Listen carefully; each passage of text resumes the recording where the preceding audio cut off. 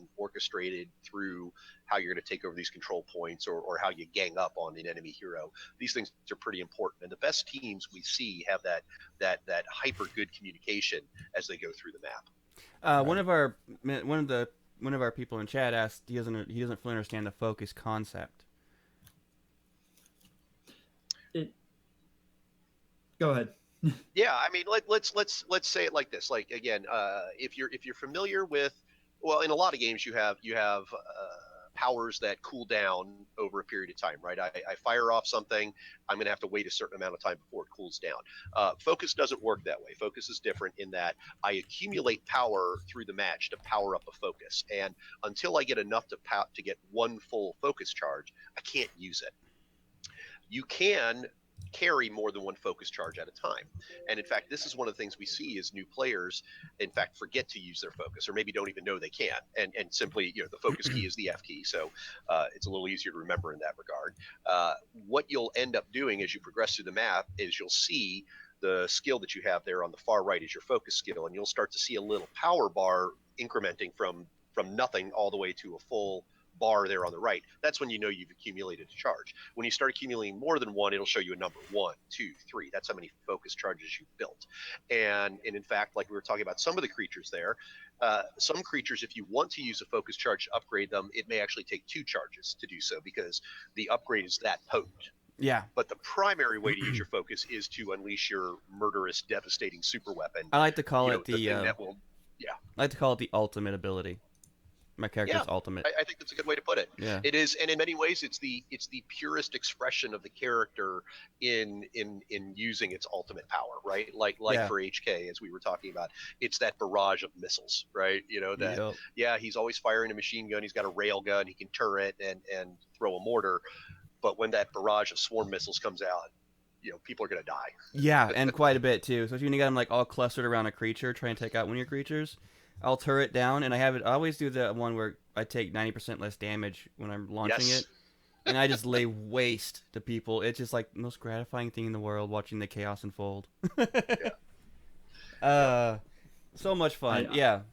So I use mine a lot as a getaways. In a nutshell, focus is something that you either use for your ultimate ability or your focus ability, or you could use it to choose to spend it to upgrade creatures on the map to increase the power potential of your guardian. So that's where another element of strategy kind of branches off there. Right. Yeah, right, because that does become one of those things you think about. Are you going to play more offensively or defensively? Are you going to play more in terms of inflicting damage on the enemy, or are you going to be playing more in terms of as a team building up currency and power for your guardian? Right. These are the kinds of things that you decide as you probably have some discussion about that going into a match if you played together for a while. But every match is very dynamic and things will change as you go through there. Nice. Yep.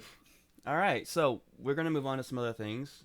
We got about half hour. If we go a little bit over an hour, if you're okay with that, we might go a little over. That, if you can. Oh, I can handle it. I've been excited about tonight's show and ready to do this. We're going to get into some questions for you in a little bit. You can answer whatever you want. You don't have to answer them if you don't need to. Our impressions ourselves of the game itself. And we're going to talk maybe, if we have time, a little bit about what we've been playing this week. And we have one thing we're going to do for you guys in just a second. But before I do that, we're going to give away another beta key really quick. So chat room, now's your chance for a closed beta key for Gigantic. Go ahead and say something, and in a couple of minutes I will roll. After we go through our next part, after our next segment, I will roll for a winner. So go ahead and say something if you want a beta key. And this goes the beta keys for Xbox One as well as Windows 10. So if you have either or both, it's well worth it. What we're going to do for you guys... Oh, before I go any further, I have a special shout-out to a special lady in chat. Hi, Janelle. We're going to go in and do something that we've never done with the actual development team being present while we do this. We have a Munkey rating system. This is where we rate games. We do beta ratings as well as release ratings. And the beta ratings are subject to change as the game releases, which we will do another review after the release of the title. We're going to do this live with you guys here. Rating your game on a Ninja Monkey's official Gigantic closed beta review. Our scale is a flop-sided scale, so there's two ways you can go. You can either go to the plus side, which is our golden bananas. From 1 to 5 golden bananas is awesome, playable. If you get one golden banana, it's a game to worth check. It's a game that's worth checking out. If it's 5 golden bananas, it's the best thing that has ever been put on the face of video gaming. If it goes on the negative side, it goes into the poo piles. Uh-huh. One poo pile Of course it is, does. don't worry about it. 5 poop piles is the worst thing that has ever graced video gaming. All right, so all 4 staff members, including our hidden monkey, Stephanie, one of our staff members, has rated this game. We've played it extensively over the weekend. So we're going to go, each of us. I'm going to do Stephanie's really quick. Well, I'll do Stephanie's last, actually. For me, I felt the game, it still maintained that super fun quality. And that's what you really want in a game like this, is you want to be able to get in there and have fun. Even when you're getting your butt whooped, you want to have fun. And I did. Even in those matches where I got steamrolled, I think for the weekend I wound up being 13 wins, 10 losses. So it was pretty even there. The graphics are very smooth. It's cel shaded, cartoonish in a way, but still has that cool dynamic to it. The maps are very dynamic, or the map that we've played, and the concept of going with the Guardians themselves is unique and refreshing in a game like this. There are a few negatives that I did find in it, but a lot of those I feel personally are going to be addressed way before the game is even released. But my concerns are also what my teammates here are also concerned about, and I'm going to let them get into that. My rating was 4.5 golden bananas. Awesome. Justin. I gave it a 4, and that's just mostly because I've never rated anything a 5. I've yet to find my game worth a 5. But those are 4 bananas, right? Not 4 yeah, poop piles. 4 golden bananas. 4 golden bananas. There has been a game that has gotten 5 poop piles from me, though. Oh boy. There's been a couple. But yeah. But it was mostly just because it's missing quality of life stuff, but that's just because it's in beta. There are things that you will probably add. I know there's things on the forums about it already. There's some of the quality of life things I'd like to see added. So Gotcha. yeah. And Fred. Just like Yeah, I'm also for golden bananas. The same thing as Justin, basically. I believe because it's in beta, there's going to be a lot of things changing between now and release. And to me, at the point it is right now, it's a playable game. It's great. It's doing everything it needs to do. There's tweaks, and that's when you release, that's when we'll give it probably go. I have no doubt giving it a 5 golden bananas because that's how good this game is, and that's coming from a guy who really doesn't play shooters or MOBAs. Awesome. That says a lot. I mean, for me, Stephanie. to come in here and say that I like Gigantic because of everything it offers. It doesn't feel like a shooter. It doesn't feel like a MOBA. And I'll tell you what I really love, and nobody really mentioned it yet, is because I'm the lore guy, and I love lore. You guys are great on putting together that lore for each of your heroes. Blew my mind. I didn't expect to see that in this type of game. And Awesome. that really made me, well, definitely made me more addicted to the game. Because now I know more about each character, what they mean, where they're coming from. And like you said earlier about the shooter may go for this guy, but the MMORPG guy might like this guy or whatever. Makes a lot more sense seeing all that lore that you have out there. Right. Good job. And Stephanie Thanks. gave it a 5 golden banana. She said that she loves the overall gameplay, the PvP concept of setting up creatures and defending and fighting the Guardians. Also, the scoreboard at the end, like mine, was at one point most damage done to a Guardian or something like that, made the game worthwhile. So, our overall score for Gigantic, for beta, and I want to everybody keep in mind that when we do betas reviews, they're normally low scores because we're waiting to see what the potential is on the overall. Gigantic has gotten our highest overall beta review score at 4.5 golden bananas. That's awesome, guys. By- Thank you. And I think it's. I mean, look, it's a very fair point that it's a game in beta, and there is a long way to go, right? And it's not just in terms of adding more content to the game, right? You're going to see more heroes, more creatures, more maps, things like that as the game progresses. But also just the nature of the fact that this is Motiga's first game. A lot of us here have worked in games for a long time and shipped a lot of games, but as a studio, it's our first game, and so you're going to see things with the service level of things. Like we're going to need to add more servers. We're going to need to add more languages. We are going to expand our hours. Right now, it's just during the weekends, long weekends, to make sure we cover Europe and North America. But it is really the beginning of a lot of work here. But I think kind of what I'm hearing you say is something that we've believed for a while. The core session of Gigantic is a ton of fun, and a lot of games never quite find that, right? I mean, I'm fortunate, and we as a team are fortunate to be working with folks who have found that pretty early in the process. That's where we take it from here. We just scale it up for more players, more territories, more heroes, more maps, more creatures, more guardians. Maybe those kinds of things are you can't really do much from there unless you have that core essence of a fun game to begin with. Got that right. Exactly. All right, I did do a roll for our next beta key, and I want to say congratulations to Racer 24524. All right, Racer. Yay! Racer gets to join us now. Congratulations, brother. He is getting his gigantic beta key at the end of the show. I really want to get an HK signed concept sketch. I think that'd be amazing. I may know some people who can help make that kind of thing happen. That'd be incredible. Just saying. Just so I can frame it and hang it up behind me on the camera, Yeah. That'd be awesome. All right. My nights is set. Okay. We got some questions for you. Sure. We're going to get right into that. First thing is, we understand that you're not going to be able to answer all these. If you do, if you can't, that's fine. We understand that completely. NDA, all that good stuff. Very fair. We're very well versed in that subject. Is there a target release date for Gigantic yet? Well, we have an idea, but in the end, we're in closed beta and we're watching those metrics very carefully, right? There's a lot to it it's the balance of how, making sure the heroes themselves are balanced, making sure the matches feel right, making sure our matchmaking works.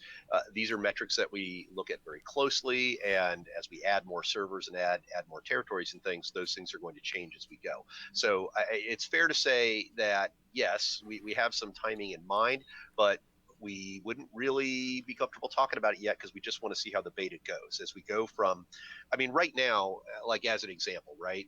You see in the closed beta today, it's pretty much the session. What you're not seeing yet is what happens after a session, right? What happens between the sessions, right? What sort of progression and things do I do? It would be a little premature to put a real target date out there without seeing that in the field and getting a sense of, hey, are we on to something that the gamers are liking, or do we have more work to do? And that's just one example of those things. So, we're delighted to be in closed beta right now and get the feedback we're getting. It would be a little premature to give you anything more precise than we're going to keep watching the beta and from here expand to 24/7 and then to open beta and then do a release. Nice. Fair enough. A lot of Fair our enough. chat room's asking for posters and stuff like that from Gigantic. You started this, bro. We might be able to help with that too. We've got stuff. Nice. So I guess how we'll do it is basically, if you guys are willing to do that, the people who won beta keys will get a little something extra.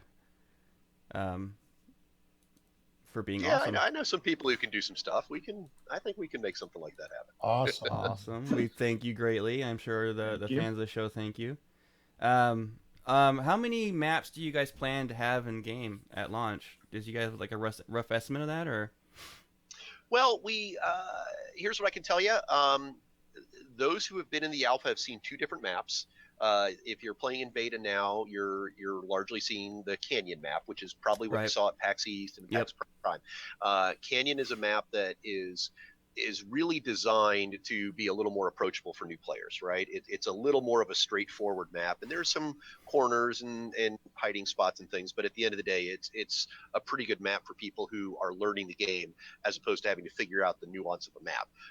The second map is a map that we internally right now call it Mistforge. Its proper name is the Temple of Mist.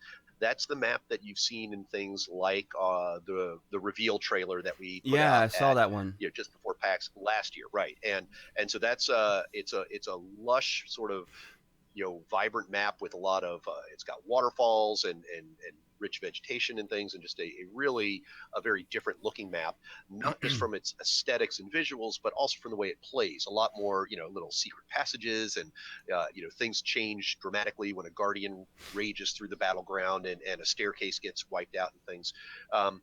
Those two maps are very much maps that we expect to have at launch, although they will continue to get iterated on as we go. And I can tell you that right now, call it about a half dozen different maps are in various stages of development right now.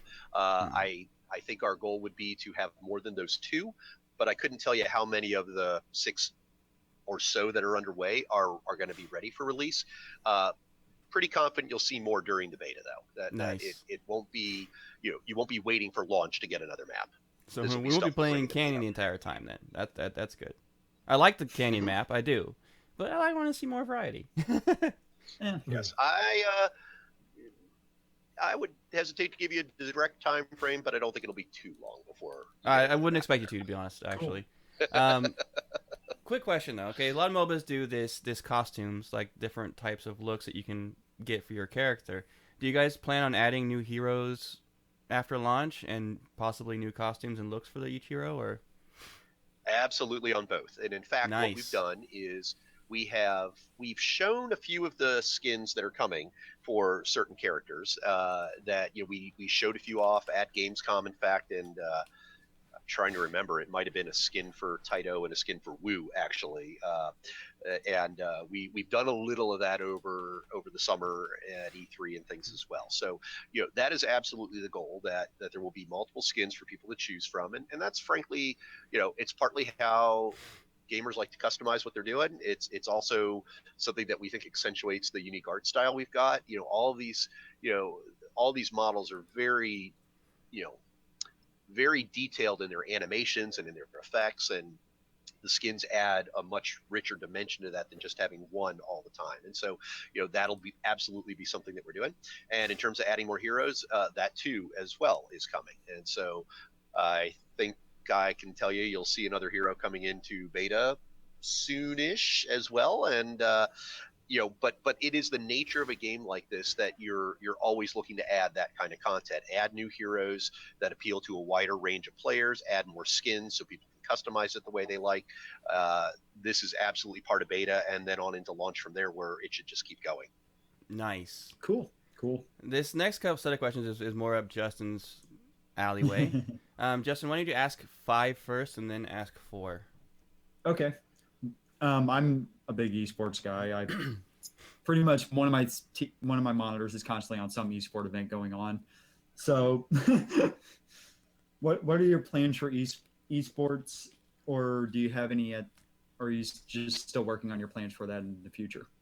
Yeah, I think it's very much stuff that we intend to do more with in the future as the community gets behind it. I would say that a lot of let me say it differently. A lot of developers these days are looking to make games that capitalize on esports, and I think we've seen enough at a PAX, at a Gamescom, to know that there's something fundamentally working in terms of both how competitive the game is and how passionate people can be about it, but also as you were saying earlier, just the spectacle of it is something that lends itself to being watched better potentially than other titles. But it is the kind of thing where, look, we're like we said, we're still early in our closed beta.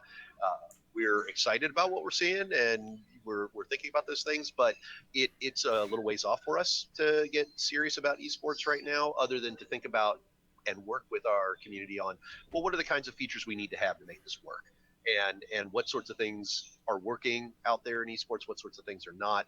But that stuff has to come after the game itself gets completed, I think. And so, yes, it's something we're excited about. It's not something we have a lot of specific plans we can talk about yet, other than one thing I'll tell you, and hopefully as you engage with the game and the community, this sort of thing shines through. It kind of comes back to the roots of the community coach program, in that we are hoping to be a very competitive game in which people can behave well, right? And that you can have a competitive game and you can win or lose without having to talk about other people's parents, right? That it can be that sort of community and an environment. We want to bring that into our competitive game as well, right? That there's a lot of toxicity, a lot of bad behavior online. A lot of games and gamers are being maligned for this. We don't want to compromise on our competitiveness at all. But we do think that the way we're approaching this, as we go into our esports stuff, it'll be more inviting and more welcoming without some of that, less desirable behavior we've seen in other games, unfortunately. Gotcha. Makes sense. All right, we Yes. got a few more questions for you. Mhm. Will you be adding new houses to the game, aka guardians? So in short, yes. And I think this comes back a bit to what Fred was talking about with lore. That while the approach we've taken with lore has been a little bit of what we kind of refer to internally as the Magic the Gathering approach, where if you are a Magic player and you're used to seeing little snippets of lore on the cards themselves, that's how we're bringing it out, right? And so it's kind of like what you were saying before, the little snippet of lore that you see about a hero on our website, things like that we reveal ultimately more in game and things like that, but without trying to beat you over the head with old Galadriel monologue of Gigantic right now, right? It's more these sort of tantalizing bits and pieces. One of those bits and pieces is, yes, there are multiple houses in the game right now beyond the two that sort of auto-populate for you in a quick match of Oriana and Devedra. They all have very different stories behind them, and we'll be revealing more of that as we go. Additionally, as the game progresses, and gets from beta into a full launch, players will have the ability to decide whether they are aligning with these houses or do they choose to be in their own guilds, clans, things like that, right? So more to come on that than what you've seen so far. And that what you've seen so far is just the beginning of some of the lore we've built underneath all of this already. Very Beautiful. Cool. All right. Is there any other questions that you guys see on there that you want to ask my team? Pretty up between what we discussed earlier and the ones you've asked, we've done a pretty good job of covering it. This is going to be just me being the web developer kind of guy I am. Sure. Do you plan on releasing any APIs for like sites and stuff to pull statistical data, things like that from the game? Absolutely, and we do think this is fundamentally critical to working with a community of gamers, right? We're already seeing things out there where people are putting their skill maps together, right? Like, so what's the best way to play HK if you are, if you're trying to be an offensive powerhouse on that front and such, right? And so we do believe that getting this data out there through APIs and allowing gamers to sort of see all the crunchy bits in the game of what these powers are and what are their actual descriptions, and to have that working in a way, because a game like Gigantic, I mean, part of the magic of how things are working here at Motiga is the team is, there's a huge amount of iteration that goes on, right? It's daily play testing and on top of what we do in the betas. And so things can change very quickly. The name of a hero's power may be changed to reflect what the balance has been in a particular iteration and such. And so it's important for us to have some pretty robust tools piping that stuff out to you guys without, sending out flat files that don't get updated, right? And then people have the wrong stuff out there. So this is in fact something that we have talked a lot about over the past week here.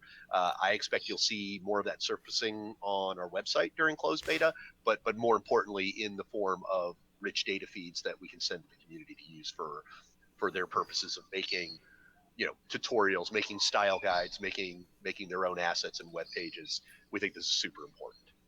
Cool. That's going to be I actually awesome. do have a question for you. Sure. Yeah, I like to ask every dev when we have them on where we talk about their game.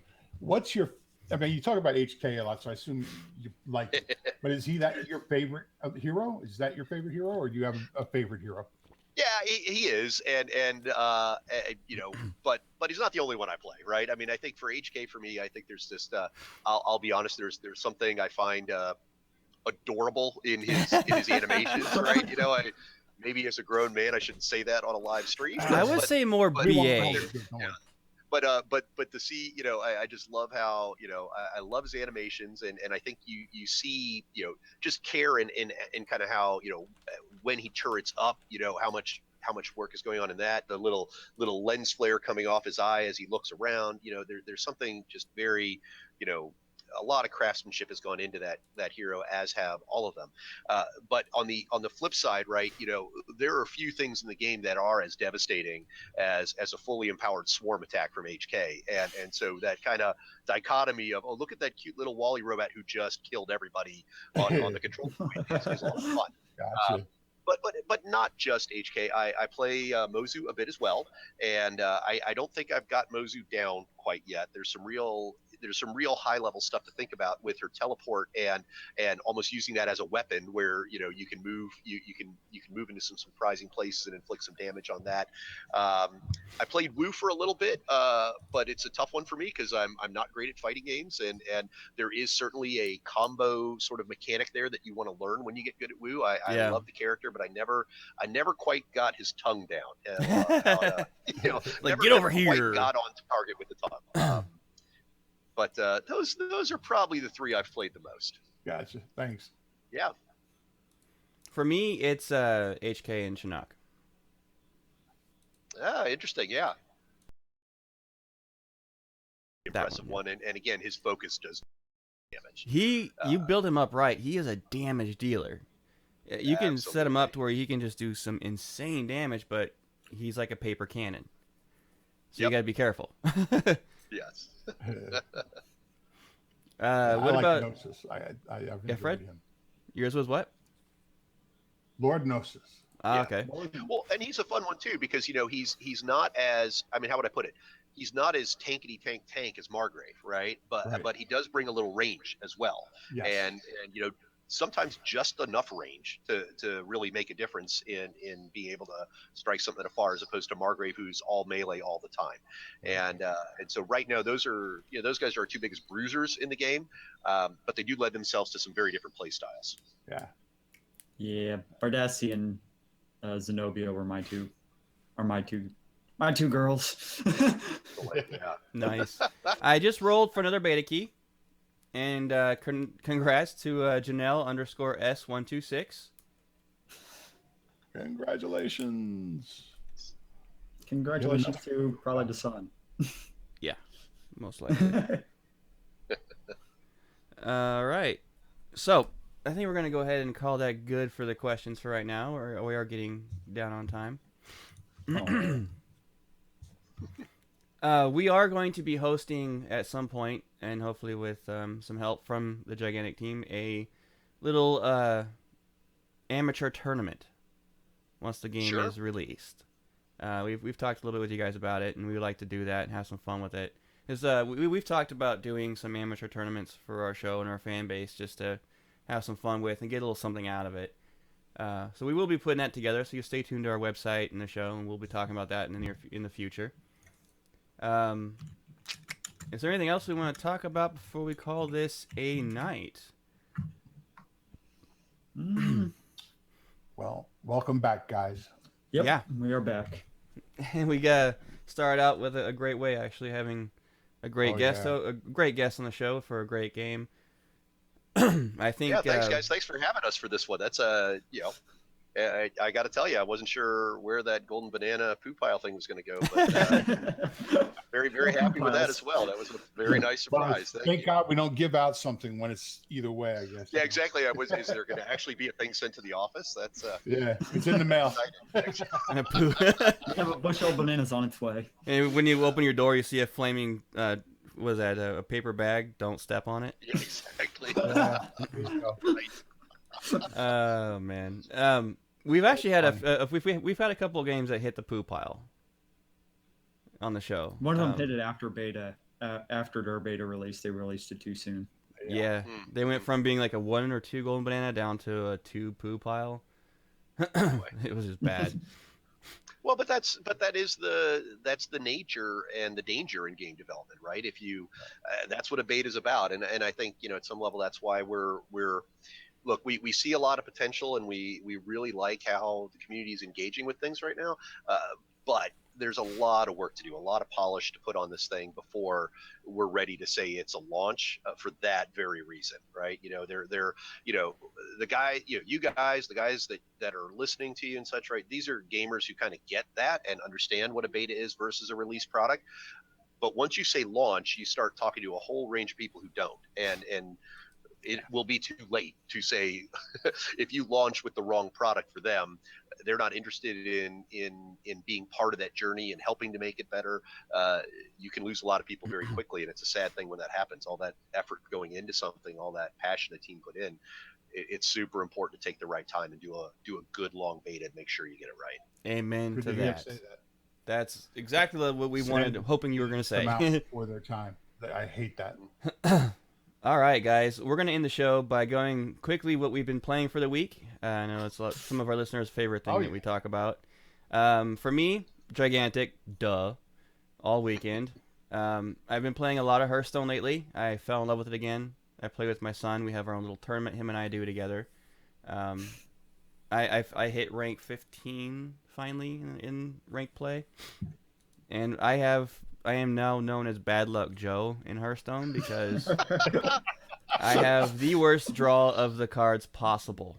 I have a deck that's built for like 75% positive. Like there's 75% chance I'm going to get the cards I need to make this deck just lay waste. I never get that 75%. I never do. So I don't know. I don't know what it is. The game hates me. I've been playing World of Warships now that's released. That's a heck of a fun game. We've talked about it on the show before.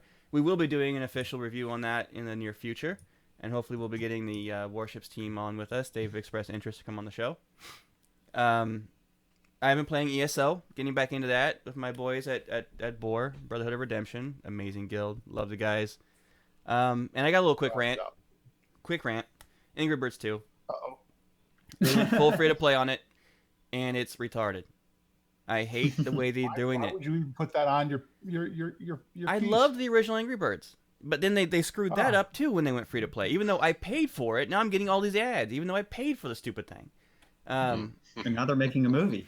You can only have 5 turns before you have to wait 15 minutes to get another turn to try to level again. It's retarded. They ruined a good game with that model. They ruined it. All right, rant over. Justin? I obviously played a gigantic amount of Gigantic, 8 hours a day over the weekend. A little bit of Football Manager 15, a little bit of LOL just because I needed something to kill time. League of Legends, by the way. League of Legends. League of Legends, by the way. Some StarCraft 2, some Company of Heroes 2, a little bit of Warships, and a little bit of Hearthstone. I still am just not a great big fan of Hearthstone. I'll convert you one of these days. No, I don't think we will. Maybe. Unless you buy me 50 packs of cards just to get me all those legendaries. Done. I'm not going to do anything. Done. And you probably still wouldn't get them in when you got them in your deck. Right? I've yet to even open. Yeah, I have something like 16 legendaries in the game, and I have a few decks that have quite a few in there, and I rarely ever draw them when I need them. Fred. Yeah, well, obviously Gigantic. Yeah, theme of the day. Again, while we had the chance. I play a lot of NFL Showdown Football Manager. I just can't play. I don't get a chance to play fantasy football anymore, so this is the closest thing. And it's a great game if you aren't playing that yet. The Book of Unwritten Tales. I got this from GOG. They had a sample, a nice sale on it. So I'd never heard of it, and I looked it up, saw it, and I said, let's try it. God, it brought me back to Zork days. Play storyline, and you say, okay, I want to do this. And then it reacts to it. And it's a great graphical game, and it just pushed all the buttons, and I love it. Obviously, ESO, not as much as I want to, but I just don't have time anymore with all the other issues. I play a little bit of Chrono now and again on the iPhone, as well as some awesome COD games. I also picked up Neverwinter Nights Diamond Edition, and man, love going back and replay those classic games, and that's one of the best. It is. It's really good. You're playing Chrono Trigger? Yeah. Love that game. Best RPG ever made. Yeah. Unfortunately, I save it, and for some reason, it keeps on forgetting where I left it off. I don't understand if it's an iPhone version issue or what, but every time I go back to play it, it kicks me back to the beginning of the thing. All right, so I don't care. for those of you who are listening to the recorded version of this and are bummed out you didn't get a chance at beta keys, fear not. You have a chance at 2 of them we're going to give away. Email us in, and we're going to give you out a question, which I should have prepared before the show, but I did not. So I hope one of my other co-hosts or someone has a question that we can give you.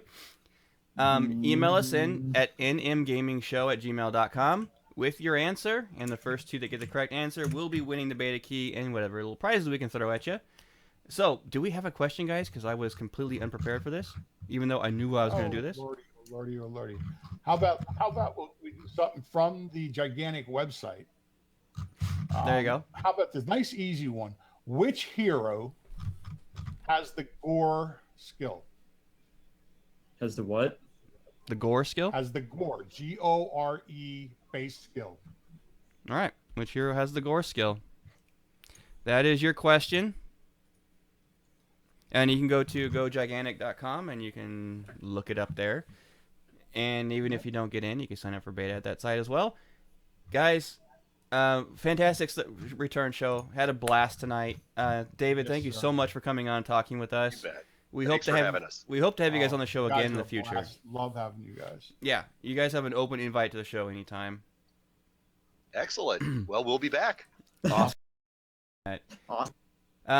Everybody keep on gaming, and we'll talk to you all next week at 9 p.m. Eastern on the same bat channel, same bat time. Good night.